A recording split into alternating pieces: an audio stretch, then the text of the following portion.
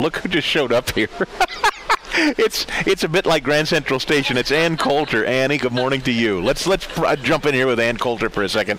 And I've got something interesting going on here at 8 o'clock. You're going to love this. I've got Ted Cruz's campaign manager on the show. Excellent. I'd like to know how many people told him, please don't commit suicide on stage, Ted. Please, please. You have a bright political future. What is your schedule? What are we looking like? Have you got to go? What are you doing? Because we're on the fly here this morning. I've got him at 8. You can't put me on right now? Well, we're tight because I've got to okay, we can. I'm told I can. Let's do it. We're going to go with it. Ann Coulter here live on the Radio Row here. We're on the fly. Thank you for hanging with us, by the way. You doing TV this morning? Yes, I am.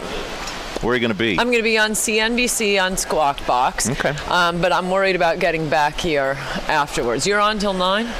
Yeah, no, we're just going to go now. We're going to be fine. We're going to be fine. Great. Now, so you were in the hall last night or just watching at the hotel? I had to get back to the hotel. I wasn't watching. I have not been watching any of the convention. I was having a lovely dinner with some very important and interesting people, and one of them came out, and he had watched it on TV himself, and he said, "You're not going to believe what just happened." And all of us pulled up our iPhones, first read the descriptions, and the one on Yahoo was particularly fantastic because it described, I forget the reporter's name, but he described it I think the reality was better than any description could do. But it was almost like a professional wrestling thing where Trump came out and glared at Cruz, and the entire crowd turns its back to Cruz. The New York delegation booing. Yeah. Well, according to, I had a lot of friends who actually are delegates, and I've been getting email after email, don't believe the press, 95% of the crowd was booing. Here's what I don't understand, and you can help me with this, and I'm going to ask Jeff, who manages his campaign. I don't. What does he get out of it? Why did Trump let him speak? Oh, I think for one thing, I don't think anybody who actually endorsed Trump is speaking. I don't know if you've noticed, Chris Kobach hasn't spoken, I haven't spoken, Scott Brown hasn't spoken. I suppose... Is that the RNC's doing?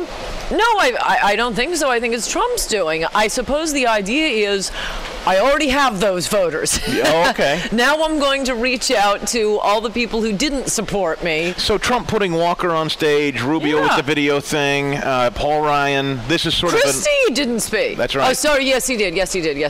But this is not a prime time like Cruz. This is an olive branch to those people that don't like Trump, you think? That's Trump's way of saying, these people are still part of my party, even though they're not with me. Right, and he's getting zero credit for this. He's totally reaching out, trying to be, and every time it's like dealing with liberals. Every time you extend an olive branch, they bite your hand off. What about everybody making this deal that he walked out last night and they kind of did an air kiss, he and Mike Pence, that they didn't do the celebratory holding of the hands?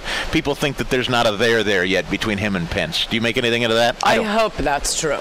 You do? You don't like Pence? I'm not going to bash him. As I've told others, I think when your friend gets engaged to a loser, you can attack all you want until they walk down the aisle.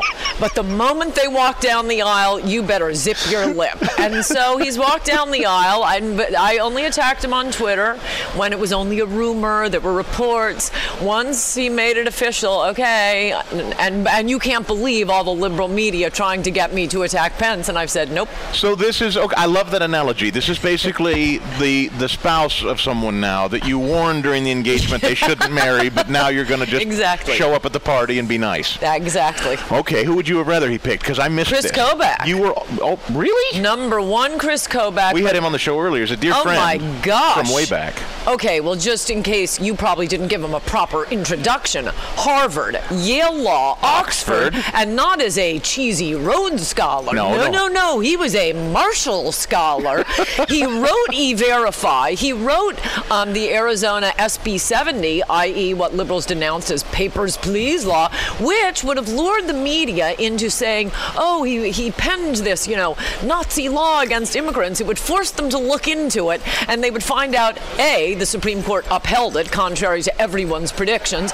Number B, no, I guess it's not a number B. It's very early in the morning. I know what you meant. B, it's been hugely successful. Wages are up. 70% of illegal immigrants left on their own from Arizona.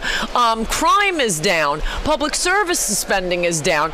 It's working like a dream in Arizona, and that's what Trump is promising to do for the country. And so obviously he's brilliant. Immigration is his issue. He's young, he's attractive, he's Christian, but not really like Southern evangelically, so he won't put off the Midwestern states. He has a big future if he wants one. He should have had a big future with this campaign. And also, by the way, what if something happens to Trump? This entire movement is over. Quickly on the Melania thing, just because I want to know. I wrote about it. I'm over it, but your thoughts? You got it. Well, I will briefly summarize my column, but please direct your listeners to AnnCoulter.com. I'll tweet it out after this. Okay, I wrote about it, and you're going to like it. It is impossible to plagiarize twaddle. It's like claiming, I'm the one who invented from tiny acorns great oaks grow. I mean, look at the lines they're talking about. Walk through. Okay. Melania's speechwriter didn't write it. Neither did Michelle's. And so this it's woman, on every Hallmark greeting card. You can be anything you want to be. And this woman that they're now saying wrote it, she could be a Democrat. And did you care about any of that? No, I know exactly what happened. They hired a speechwriter. Melania read through First Lady's speeches, and she said, I have this paragraph I'd like to add. And the speechwriter said, oh, isn't that sweet? Melania wants to participate. Let's put her paragraph in. And it probably just stuck in her head these absolutely insipid Hallmark card sayings. I mean, your word is your bond. I want to know who the guy was at MSNBC. I have to get the tape of MSNBC that night because I'm going to play it at parties. Their hysteria over this is the most insane thing I've ever seen. You are the sweetest to stop by and make time for us because I know you're crunched. Are you going to be in Philly next week? No. Can we have you on the phone at some point next week? Because we're going to be there, of course. Yes, you will. And I'll be back. Hey, we didn't even say, In Trump We Trust, Pluribus Awesome, out August 23rd. And I'm coming back to Philly. We're going to do another book event. Promise? Yeah. Done. We'll August lock it 23rd. It's a fantastic book. And I just finished the edits last week. So this is a fast turnaround. Thank you, Ann. Thank you. Good to see you. Ann Coulter, live. You just don't know what's going to happen here.